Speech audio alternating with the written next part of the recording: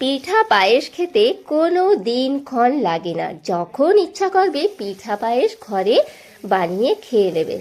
আমার ননদ আমাকে ডেকেছিল, বৌদি তুমি আসো, ঘরে পিঠা বানাবো। আমি বলেছি কিসের পিঠা? তাই বলেছে সাজের পিঠা, তুমি চলে আসো আর তুমি একটা ভিডিও পেয়ে যাবে। তাই বন্ধুরা আমি চট করে চলে গেলাম সাজের পিঠা খেতে। আর এখানে এসে দেখলাম গোবিন্দভোগ চাল দিয়ে সাজের পিঠা আমার ননদ বানালো বন্ধুরা, লোহার ডাইসে।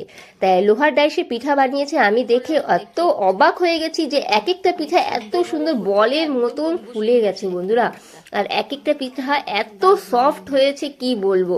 এই গোবিন্দভোগ চালের পাউডারে গুঁড়িতে আপনার সেই নারকেলও কিন্তু পিষিয়ে দিয়েছে, অল্প একটু পরিমাণে স্বাদ অনুযায়ী নুন দিয়েছে। দারুণ হয়েছে এক একটা পিঠা, এত সফট কি বলবো।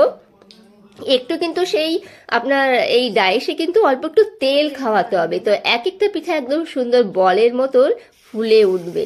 আমার দেখে খুব ভালো লাগলো বন্ধুরা।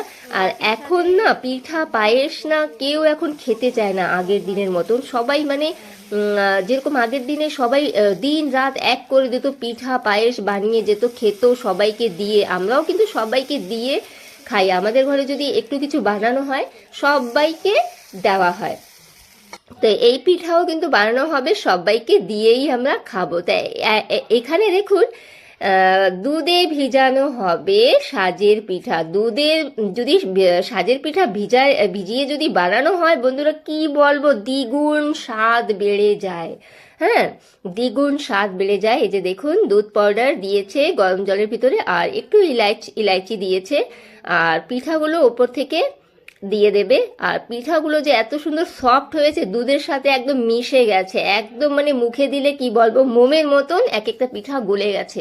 আমি খেয়েছি, তাই আমি বললাম বন্ধুরা, এর ভিতরে যদি কনডেন্স মিল্ক দেওয়া হতো তাহলে তো আরও স্বাদ বেড়ে যেত, কিন্তু ছিল না কনডেন্স মিল্ক, তাই দেওয়া হয়নি। কিন্তু খুব খুব স্বাদ। সবাই জানে যে সাজের পিঠা যদি দুধে ভিজানো হয় আরও দ্বিগুণ স্বাদ বেড়ে যায়। আমার তো খুব ভালো লেগেছে পিঠাগুলো। আপনাদের কেমন লেগেছে পিঠার ভিডিও নিশ্চয়ই আমাকে কমেন্টে জানাবেন বন্ধুরা। সবাই পাশে থাকবেন, আমি সবার পাশে আছি। অনেক অনেক ভালোবাসা দিয়ে যাবেন। আর প্লিজ যে ফলো করেনি প্লিজ একটু ফলো করে আমাকে পাশে রাখবেন। এরকম পিঠা পায়েসের ভিডিও আর এরকম ছোট ছোট ব্লগ ভিডিও আপনাদের জন্য আমি নিয়ে আসবো, কিন্তু ফলো করে একটু পাশে রাখতে হবে। আবার আপনাদেরকে আমি বলে দিই যে পিঠা পায়েস খেতে কোনো দিনক্ষণ দেখা লাগবে না। যখন ইচ্ছা করবে তখন ঘরে পিঠা পায়েস বানিয়ে খেয়ে নেবেন। তাই ভিডিওর পাশে থাকবেন, খুব খুব ভালোবাসা দিয়ে যাবেন। আমি সবার পাশে আছি। ভালো থাকবেন, সুস্থ থাকবেন।